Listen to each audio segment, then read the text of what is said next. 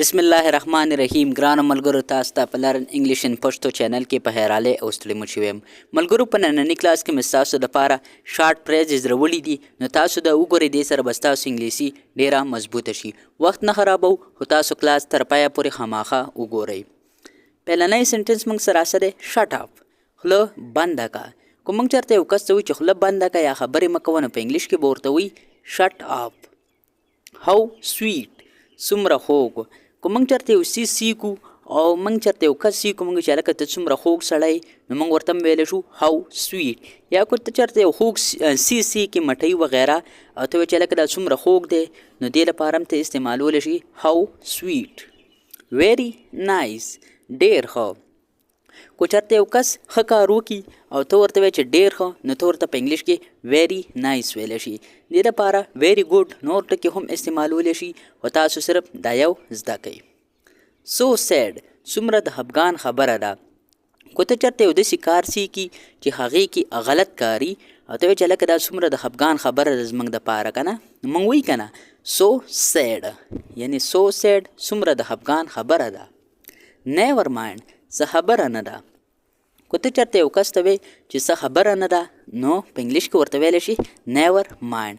یعنې ته چېرته یو غلط کار وکړي، نو یا مطلب یا یو بل کس غلط کار وکړي، ته ورته وایې چې دا هېڅ خبره نه ده، خیر دی، موږ وایي که نه، نو په انګلیش کې ویلی شي نیور مایند. ډونټ بی سیلی، کمعقل مه جوړېږه. که موږ چېرته یو کس ته وایو چې کمعقل مه جوړېږه، یعنې یو کس داسې کارونه کوي او ته ورته وایې چې هلکه دا کارونه مه کوه، دا کارونه قمقلان کوي، یعنې ته د ځان نه قمقل مه جوړوه، نو په انګلیش کې ورته ته ویلی شي ډونټ بی سیلی. ویټ هیر، دلته انتظار وکړه.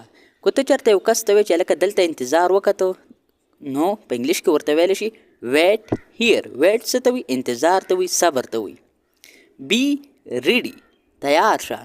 که ته چېرته یو کس یو ځای ته ځي او یو ملګري ته وایي چې هلکه ځان تیار که یا تیار شه، دلته ځو، نو په انګلیش کې ورته ویلی شي بی ریډي، تیار شه. ګیټ ریډي، تیار شه. یعنې که ته چېرته یو کس ته وایې چې تیار شه، نو ته ورته په انګلیش کې بی ریډي هم ویلی شي، او ته ورته ګیټ ریډي هم ویلی شي. یعنې که ته ورته کم یو هم په انګلیش کې وایې، نو د دې مطلب دا دی تیار شه، یعنې ځان چمتو ساته. کیپ کوایټ، چپ شه. یعنې که ته چېرته په یو ځای کې ولته خلک خبرې کوي او ته هغه کسانو ته وایې چې چپ شه، خبرې مه کوئ، نو په انګلیش کې ورته ویلی شي کیپ کوایټ. تاسو ورته سمپل داسې هم ویلی شئ سایلنټ، نو سایلنټ هم څه ته وایي؟ کیپ کوایټ، یعنې چپ شه. ډونټ مو، حرکت مه کوه. یعنې که چېرته یو کس خوځي راخوځي او ته ورته وایې چې حرکت مه کوه، خوځه مه، نو په انګلیش کې ورته ویلی شي ډونټ مو. ګیټ اپ، کوز شه. ګیټ اپ موږ دا د څه دپاره استعمالو؟ دا موږ د دې دپاره استعمالو. اوس مثال خبره، تاسو په ګاډي کې سفر کوئ او یو ځای ته روان یاستئ، او ته یو خپل ملګري ته وایې چې ګاډي نه کوز شه، نو په انګلیش کې ورته ویلی شي ګیټ اپ. یعنې ګیټ اپ موږ د دې دپاره استعمالو چې تاسو کله د ګاډي نه راکوزېږئ، نو دې ته ویلی شي ګیټ اپ. ویټ آوټ سایډ، بهر انتظار وکړه. که ته چېرته یو کس ته وایې چې هلکه بهر انتظار وکړه، یا تاسو په یو سکول کې یاستئ او یا په یو ځای کې یاستئ، یو کس یې بل کس پسې راغلی او ته ورته وایې چې هلکه بهر دی دروازې مخې ته انتظار وکړه، نو ته ورته ویلی شي ویټ آوټ سایډ، یعنې بهر انتظار وکړه. ګیټ لاست، د مخې نه مې لرې شه. یعنې که ته چېرته یو کس ته وایې چې هلکه زما د مخې نه لرې شه، اکثر موږ دا ټکي په غوسه کې استعمالوو. یعنې کله چې موږ غوسه یو زموږ مخې ته څوک ولاړي، نو موږ ورته ویلی شو ګیټ لاست. اکثر موږ په پښتو کې هم وایي یو کس ته، که نه، موږ هلکه ځه ورکېږه، نو دغه ورکېدو لپاره موږ څه استعمالوو؟ ګیټ لاست، یعنې دې ځای نه ته ځه. ګیټ آوټ، بهر وځه. یعنې که ته چېرته په کمره کې داسې کسان ناست دي او ته ورته وایې چې بهر وځه، نو په انګلیش کې ورته څه ویلی شي ګیټ آوټ، یعنې د دې ځای نه بهر وځه. سپیک آوټ، وایه. که ته چېرته یو کس ته وایې چې هلکه خبره کوه یا وایه، نو په انګلیش کې ورته ویلی شي سپیک آوټ. لک اهیډ، مخکې ګوره.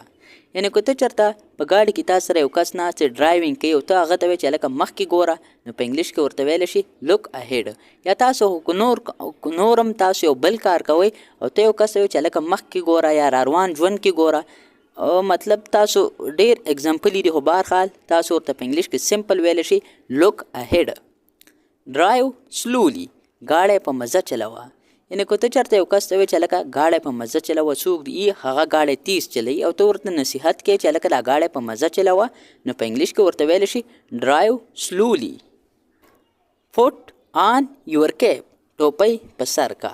یعنې که چېرته ستاسو په کور کې ماشومان یو تاسو هغو ته وایي چې ټوپۍ په سر کا، یعنې په سر باندې ټوپۍ واچوه، نو په انګلیش کې ورته ویلی شي پوټ آن یور کیپ.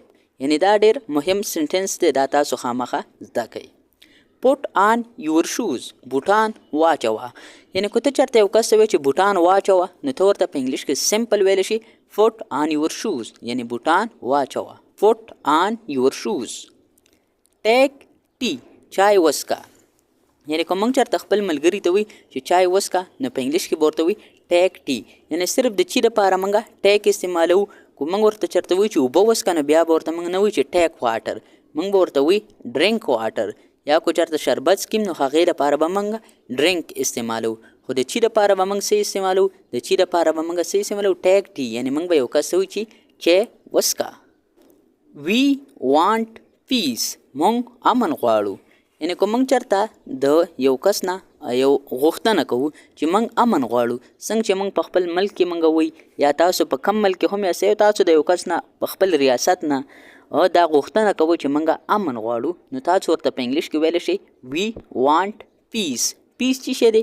پیس چې کومه دی دا موږ څه ته وایي؟ دا موږ امن ته وایي. او بل پیس چې کومه دی PIECE، هغه پیس چې کومه دی هغه موږ څه ته وایي؟ هغه ټوکړې ته وایي. یعنې د یو څیز ټوکړه، یعنې یو ټوکړه بس.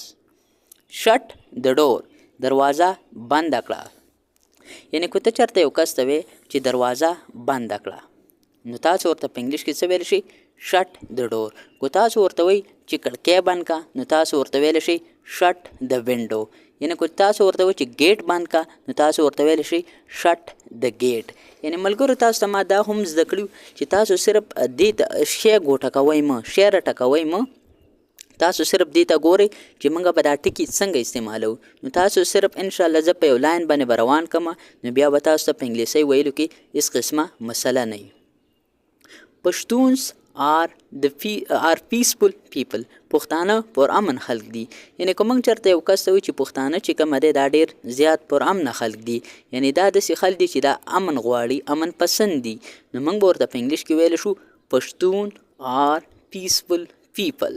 یعنی پښتانه چې کوم دي پښتونز، یعنی دې کې نه معنی اس ایر شوی دی، دا پښتونز دی، پښتون نه دی. پښتونز آر پیسفل پیپل، یعنی پښتانه چې کوم دی دا پر امن خلک دي.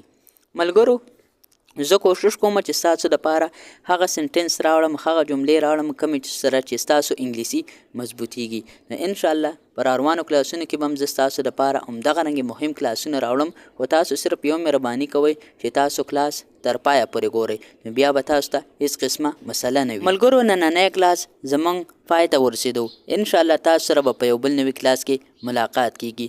تر هغې وخته پورې ماله اجازت راکئ، ما په خپلو دواګانو کې یاد ساتئ او د خپل ځان هم ډېر ډېر یاد ساتئ. چېرته چې هم اوسئ خوشحاله، آباد، بریالي، ژوندي او ګړندي اوسئ. د الله په امان.